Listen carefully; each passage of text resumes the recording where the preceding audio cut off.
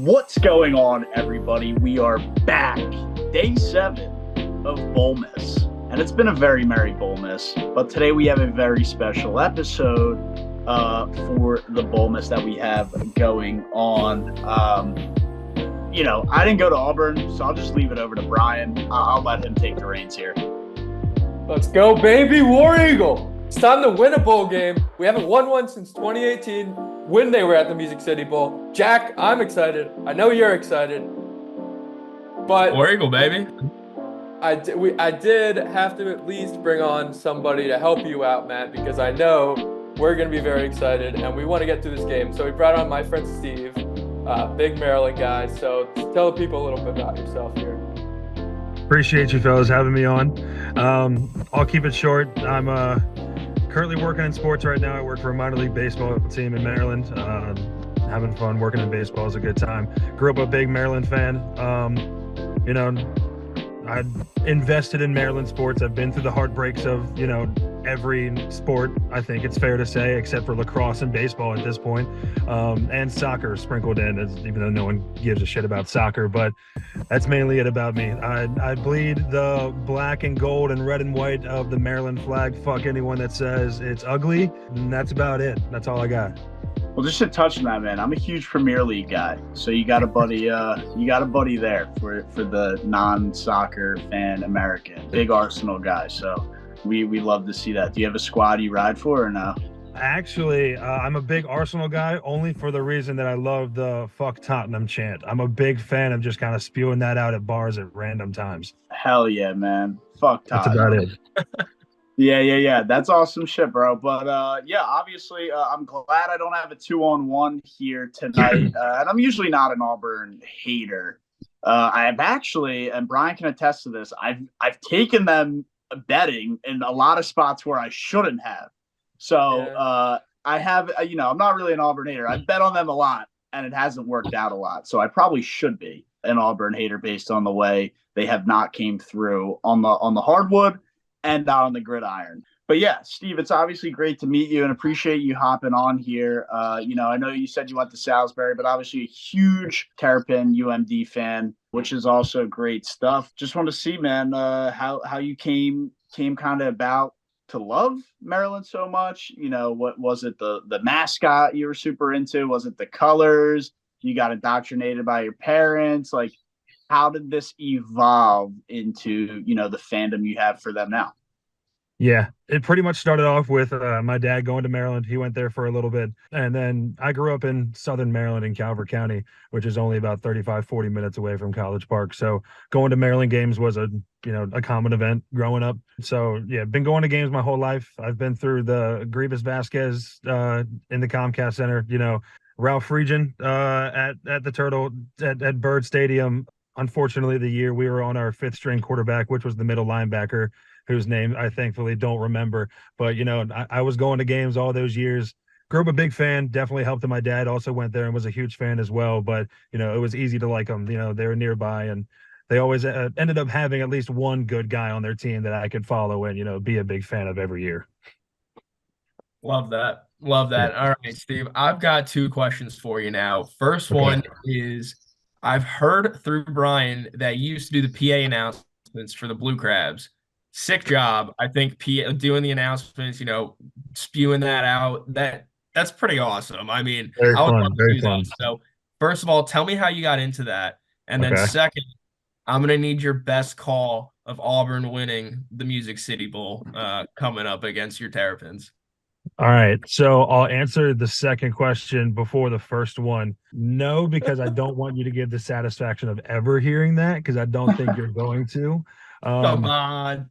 But anyways, I got into it because when I was I'll try to keep it as short as I can, but it's a couple years in the making.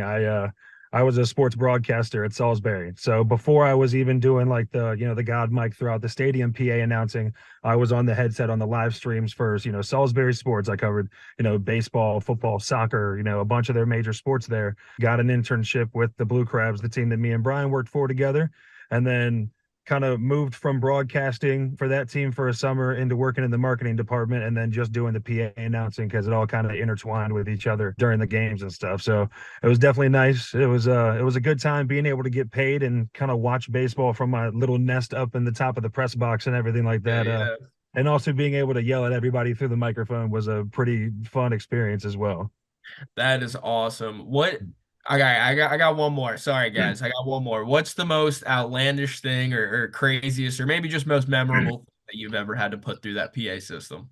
So, I mean, there's a bunch because like I don't know, there's a bunch of different situations that could happen. So like there's on top of being the PA guy, I'm also like I have my soundboard next to me. I have the sound system computer next to me. So there was a lot of times to where I was doing PA and like running the sound system at the same time to where it's like, there's four guys about to fight each other on the field. We got to throw some music on there so people can't hear them saying fuck 100 times, stuff like that.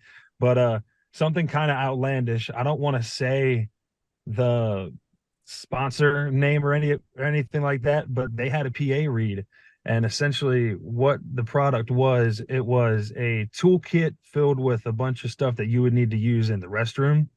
So my PA read, I essentially had to just be like toilet paper, seat wipes, fresh wipes. It was miserable. I had to say it every single game. And I was like, I'm pissed that I have to say this constantly. That was one of the worst ones I've had to do by far. Gotcha. Yeah, no, I wouldn't want to be up there talking about, taking a dump or anything like that while I'm trying to announce a baseball game. But like it I literally got starts you, man. off with like public restrooms can be intimidating, and I'm like, what are we doing? Like, what's the like, we got to Either switch way, this man. up. I mean, that's obviously a really sick job to be No, able to do that on whatever level, right? I mean, being able yeah, to do that, I mean, that's cool stuff. Obviously, we're all big sports guys, so working in the world of sports is something I've always dreamt of. Obviously, my current career path is not in the world of sports. I don't hate it, but it's not in the world of sports, and that's why I'm doing something like this to see what it can become down the line in the future. yeah. So definitely, admire, your career in the world of sports. I think that's awesome, man. And, obviously we're not signing off right now, but, best of luck with that going forward because it's definitely cool stuff. And, you're young in your career and the Blue Crabs is the start. And maybe one day you're the PA for the Nationals or another MLB club across the country. So that would be some cool stuff. You're definitely in the right spot. You're starting in the right spot to eventually progress to that. And I don't know if that's something you want to do, but whatever you're doing, man, best of luck in the world of sports. It's always awesome to talk to people who are involved with that. So that's good stuff. But yeah, back to the game on hand, man. 7-5 Maryland taking on 6-6 Auburn. Both teams barely got bowl eligible. I mean, just snuck out the bowl eligible spot. I know Maryland started out undefeated. Kind of forget Auburn's start to the year, but They were 3-0. Yeah, 3-0. Okay, so very, very bowl likely to start the year and kind of had to figure it out as the year went on. But yeah, Maryland, probably pretty solid season. I would assume the expectations would be higher for Tigers than they would be for the Terrapins more often than not, even though, it's not taken away from Maryland, obviously still a solid program in the Big Ten, which is now getting even more elite as they get the addition of some of those West Coast teams.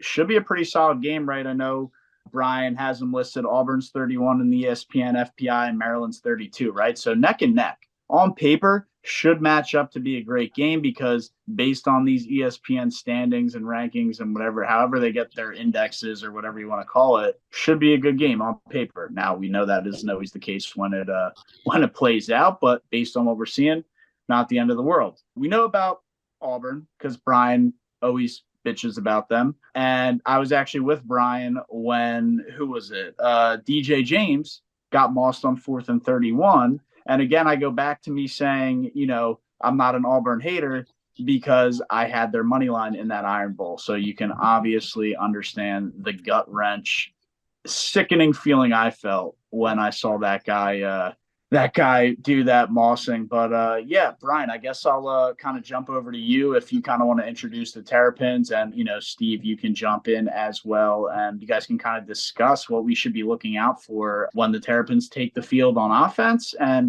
maybe what their defense is looking like as well. Yeah, before we get into my whole Auburn, I'm a little worried, but before we get into that, let's talk about Maryland, Steve. Obviously, the big-time quarterback, the Big Ten all-time leading passer, not going to play.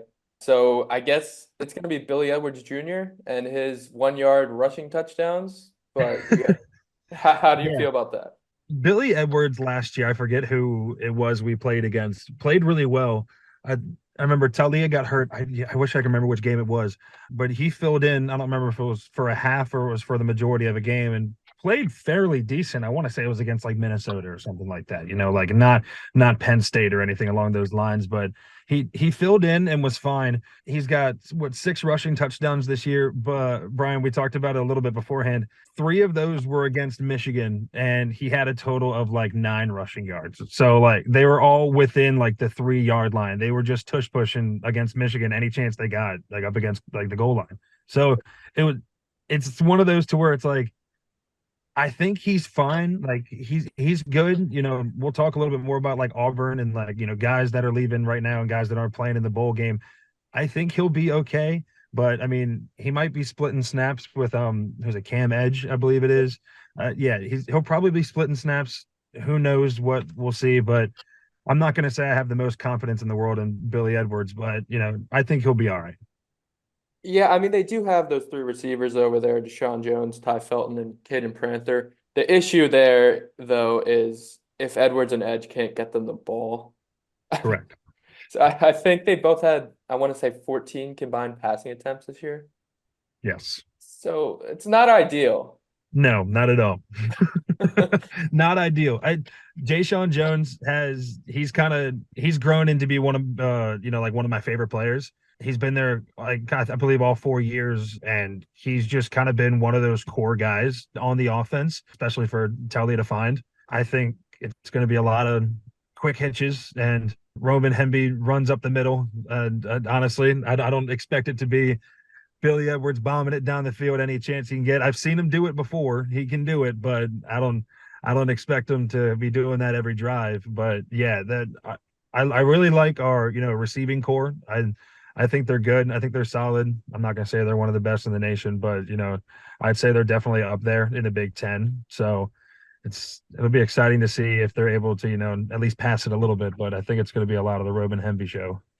Yeah, no, I mean, hey, that receiving core is definitely better than Auburn's, so I'll give you that. But we'll get into Auburn's later. I guess the last thing I want to touch on in Maryland, their rush defense is apparently pretty good, and their overall defense is apparently pretty good, which also rattled me a little bit because, again, Auburn can't throw the ball very much. So I guess a little preview just on that from you of what you've seen this year.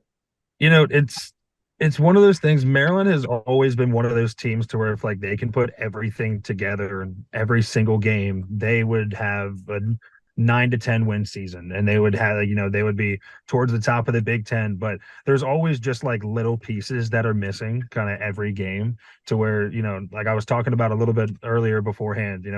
Taulia's really good. It shows Big Ten passing leader. He's one of the best quarterbacks Maryland and maybe the Big Ten has seen in a long time. But when he's bad, and it's not good to see. It's there are games like I mentioned earlier, lost to 2-4 Illinois on homecoming at home. I believe the final score of that game was 13-10. Our rush defense, our defense was able to hold Illinois to 13 points, and I'll give it to him. That kicker ended up making like a solid field goal to end it. Like our defense does their job, but when the offense can't get it done, it clearly shows. And it's games like that. The next week, I don't remember exactly what the score was, but played against Northwestern. Pretty sure that game, another game that was fairly low scoring, but our offense couldn't get more than 14 points on the board, and so you end up losing to another Big Ten opponent. So, it's games like that to where there's little parts of what works each game, but if they can figure it out every game, they'll be fine. But the defense definitely has been pretty solid, I'd say, for the most part this season. Yeah, everything you just said kind of explains Auburn too. So I Yeah. think we're in for a very frustrating game on both sides coming up. But before I get to my Auburn preview, Jack, I want to hear how you're feeling about our Tigers going into this one. You know what, Brian? I'm going to be completely honest with you. I'm going to let you carry this one because I'm checked out on our Auburn Tigers right now, at least for this season. I'm already looking at the portal and what's going on in the recruiting class, and I'm getting really excited for We had a next year. great day today. Great day today, but let me just say, as far as this season goes and this game goes, I have my prediction. It is Auburn, obviously, but the last play I saw for these Auburn Tigers was that Milroe Hail Mary. I'm still not over that. Yeah, it was what 2 weeks ago now already, but I'm still not over that. Still out on this team right now. I don't know how much juice they're going to be bringing into this bowl game. Last three bowl games we haven't won, haven't really brought the juice to them. But dating back to 2018, what you said earlier, Music City Bowl, the last time we won a bowl game. So maybe this team can get fired up under Hugh Freeze to go win ourselves a bowl game and finish the season the right way. But no, I'm not going to give too much of an analysis on this game. I'm going to let you carry that one. All right. That's fair enough. I'll just sit here in my sorrows alone then. But yeah. Well, hold on, wait, no, I want to. What? Why was Why was it a huge almighty transfer portal day for Auburn? Like, what's going on there? Yeah, I was about to address it. So I did Okay. mention that our passing attack was god awful this year. We just got 2 5-star recruits in Cam Coleman and Perry Uno Thompson coming in. Wide Perry, receivers. yep, 2 wide receivers. Perry was a flip. He was committed to Alabama for the longest time. Alabama fans were calling him the next Julio Jones, and now they're calling him a bust because he flipped to Auburn. So fuck you guys. He's going to be the next Julio Jones. Also, Walker White, not You're the next Walker White. Cam Davis. Yeah, Walker White, 4-star quarterback from Arkansas. So hopefully he can usurp Payton Thorne next year, who I'll get to in a minute, and will actually be able to throw the ball next year. So I'm excited. That was a great early signing day from Hugh Freeze and the Auburn Tigers. Sounds like the quarterback room is still a mess. I mean, I wouldn't be so gung ho on this guy they're bringing in. That's a 4-star at all. I mean, he's a 4-star. Hey, Matt, let us have this. We had a nice day. Fair enough. That's what I was going to ask. What's your quarterback situation looking like next year? Because, I mean, you get, like we were talking about Maryland, you got to have somebody to throw it to him. Yeah, so it'll either be disastrous. It'll be that 4-star kid or Payton Thorne, who will be coming back. I think you got to roll the dice with Thorne again. No, I mean, he's familiar with the system. Well, Payton Thorne wasn't exactly lighting the world on fire this year. He had 6. Let's see how the offseason goes. Yeah. Yeah, I guess you can say he was familiar with the system. He kind of knew the plays. Kind of knew him. That's a good way to put it there. But yeah, if Auburn wins this game, it's not going to be because of Payton Thorne. It's going to be because of that defense. And unfortunately, that defense that was great this year is going to be missing DJ James, who we already talked about. His last play as an Auburn Tiger will be getting mossed by Isaiah Bond on a 4th down and 31 in the Iron Bowl. So that's tough for him, especially because he was a great player. So just a tough way to end his career. Nehemiah Pritchett, another cornerback, has opted out of this game to get ready for the draft and the Reese's Senior Bowl. So now I really want a Reese's after I read that. That was really good, Brian. And then the leader on the defensive line, the sack leader, Marcus Harris, the best player on the interior defensive line, is also opted out for the NFL draft. So 3 of Auburn's really good players are not playing, and their arguably best defender, Jalen Simpson, is questionable heading into this game with a hamstring injury. So that's a little rattling. But they still do have linebackers Eugene Asante and Jalen McLeod. So that's a little bit hopeful, even though I guess it's going to be a big intermediate game with the Maryland pass offense and rushing offense. They're not going to go deep. So the linebackers will be important. So it's good they have those 2 guys. But yeah, that's pretty much everything on the defensive side. On the offensive side, it's ugly. We talked about Payton Thorne, 1,600 passing yards this year, 15 TDs to 9 interceptions. He was okay on the ground. But the star of this offense was really Jarquez Hunter at almost 900 yards after missing the first game, where he could have gotten over 100 yards easily and had a 1,000-yard season. But he had a little bit of a mishap on Snapchat stories, so he was suspended for the first game. We don't have to get into that, but yeah. Besides him, you have Damari Alston running the ball. This offensive line is good, and the receiving room's a scene. Their tight end had 350 yards, and that leads the team in receiving. So they're gonna have to run the ball.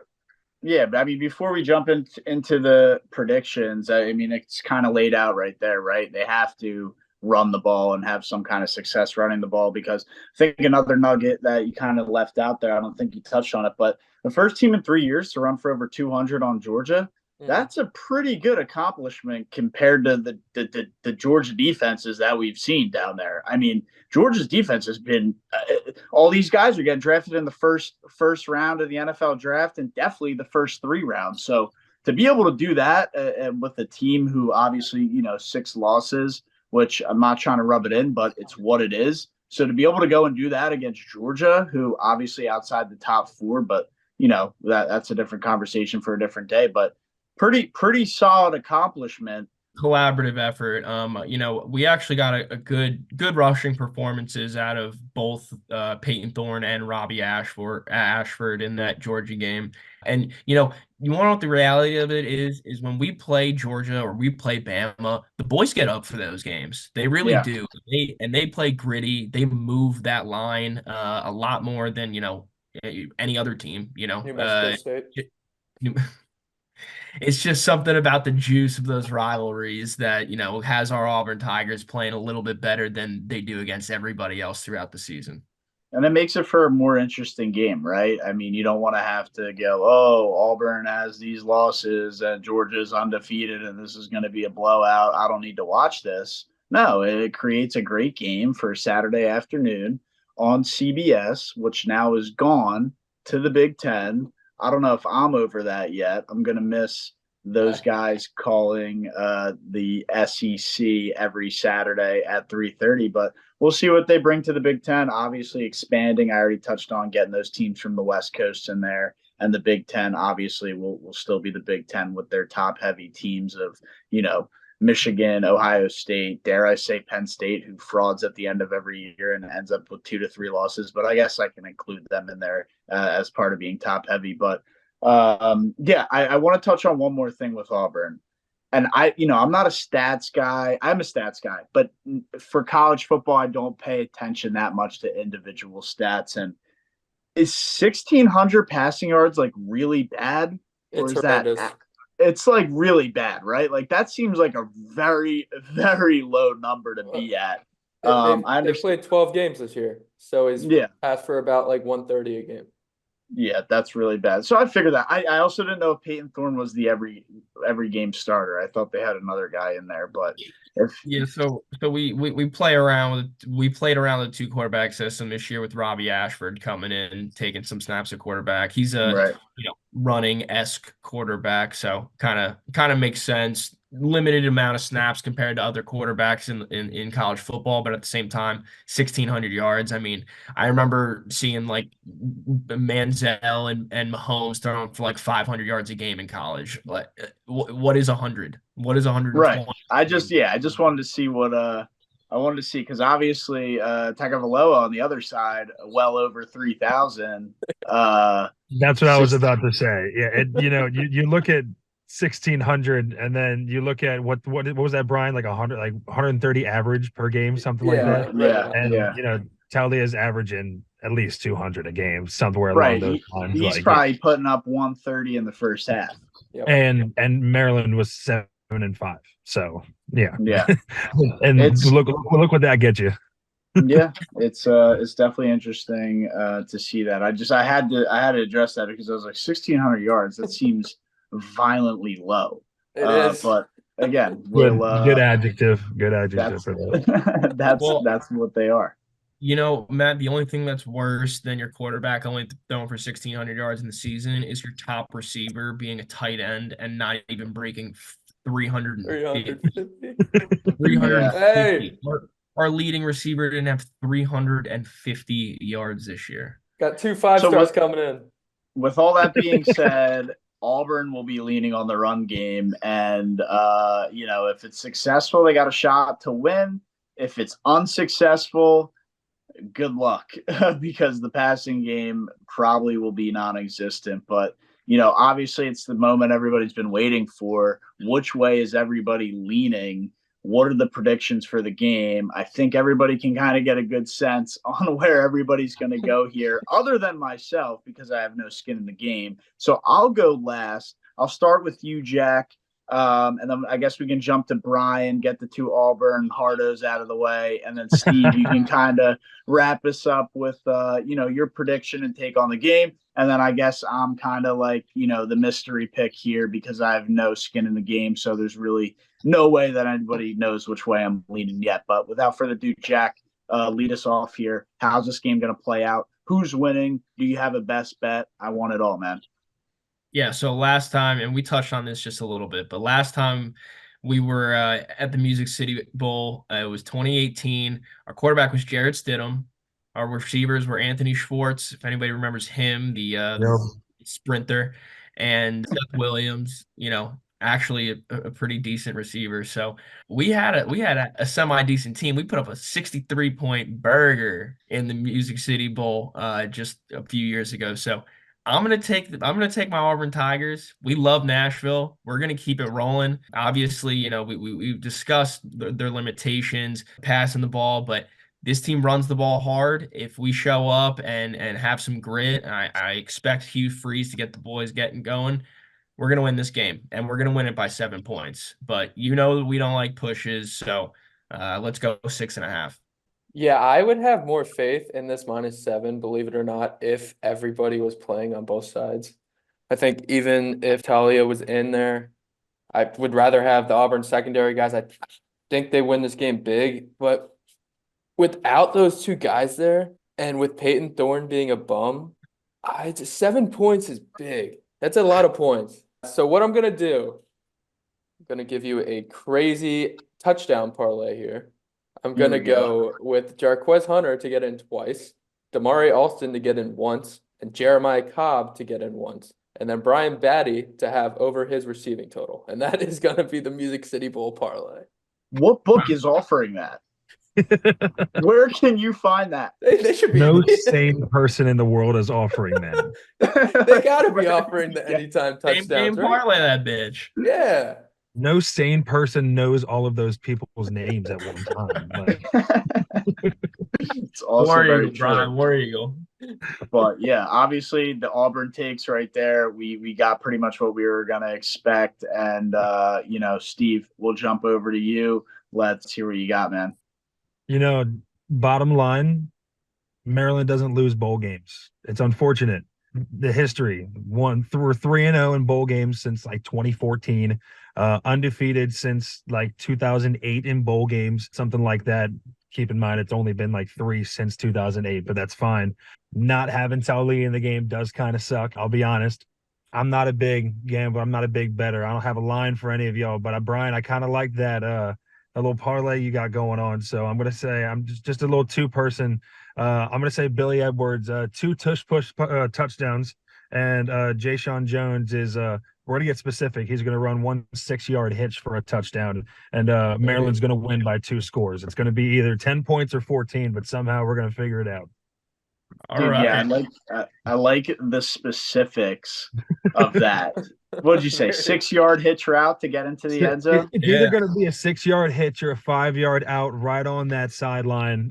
He might catch it on the 2-yard line and kind of run it in from there. But no, Billy Edwards 2 tush-push touchdowns is a lock, 100%. I mean, dude, all these sports books offer like NBA, like, oh, this player to score a layup or this player to hit the 3 or first time basket layup or first time basket. So why can't we see like even for the NFL, AJ Brown comeback route touchdown? Probably a lot of juice you could get on it. Dude, I like the way you're thinking there. I think that's a unique play. Obviously, I don't think any books are offering it, but what, you got something else on that, Steve?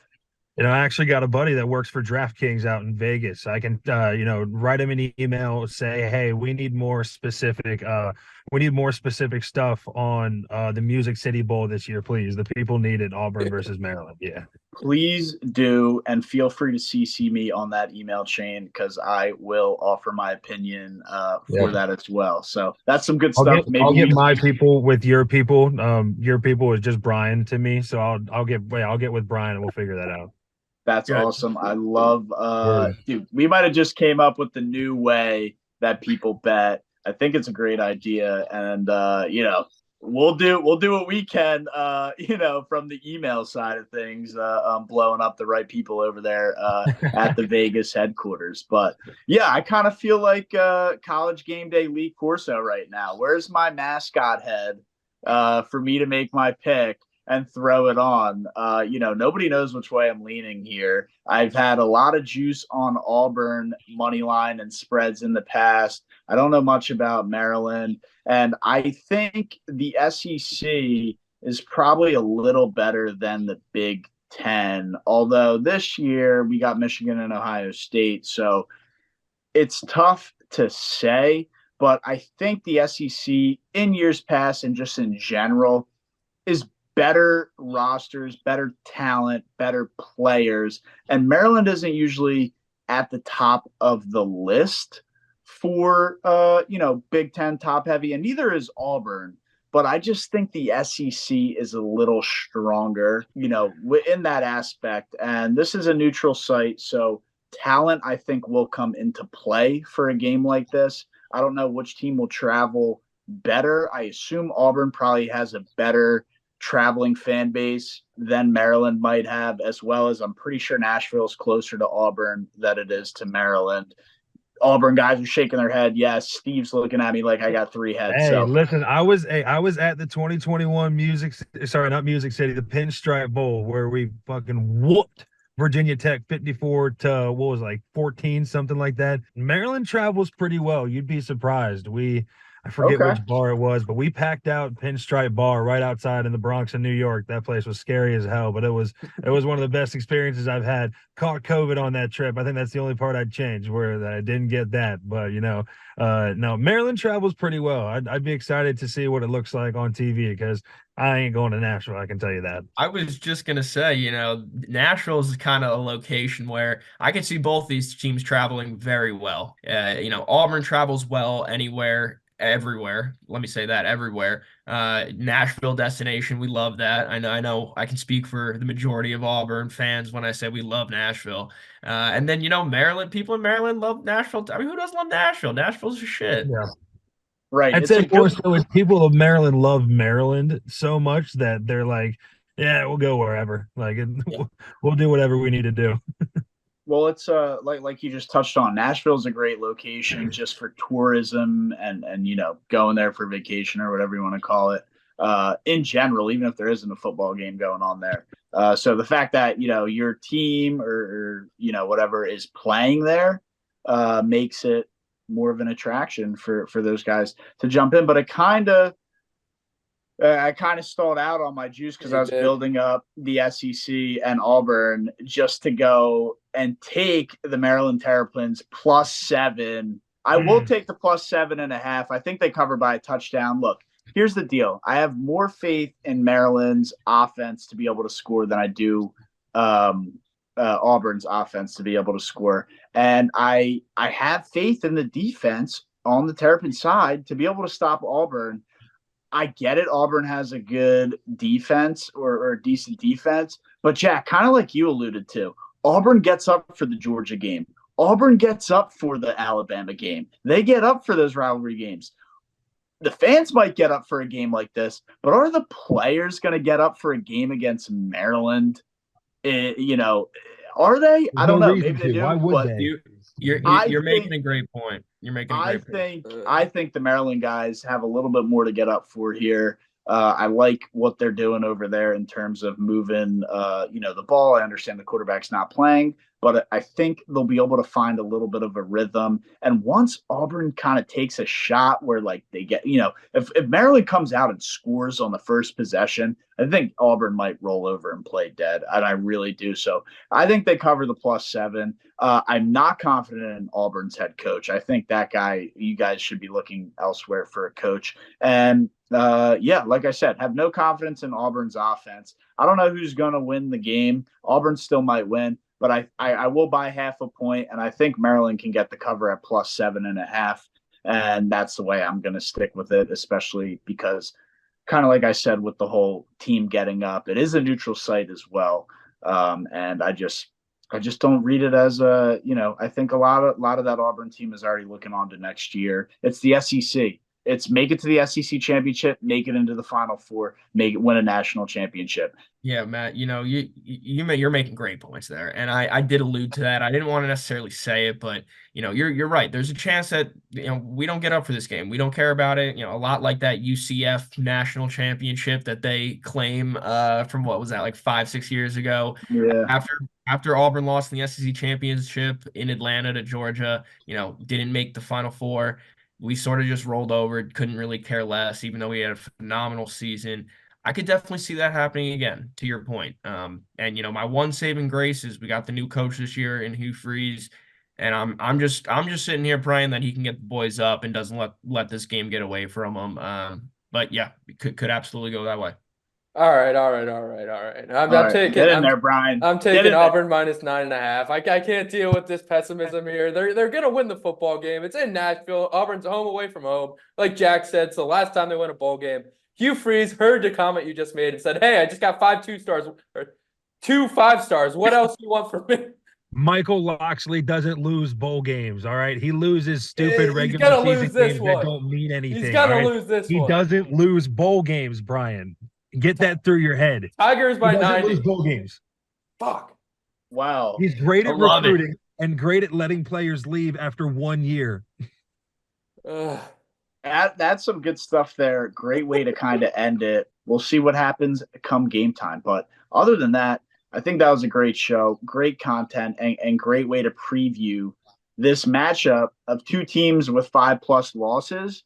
But we just damn near treated that like it was, a semifinal for a national championship. So good stuff all around. I'll let you guys kind of have some closing remarks, but I got nothing else. Definitely stay tuned for the rest of Bowlmas because we got a lot of great content still on the way. And at least for me, Steve, it was great meeting you, man. Would love to have you on possibly in the future. And man, feel free to throw a couple Blue Crab or Blue Claw tickets to Views from Section 400 one of these days. Hey, listen, don't worry about it. I've moved on from them. I'm actually a step up now. I'm with the Bowie Bay Sox with the Orioles organization. So hell yeah, man. You see a lot of Jackson Holiday this year? Unfortunately, this is my first season with them, and I literally missed him by a month, and I'm super pissed about it. Don't even get me started on missing Adley and Gunner and everyone else. So I'm just excited for the young guys that are going to be coming up within the next year or so. But no, man. Bottom line, appreciate you guys having me on.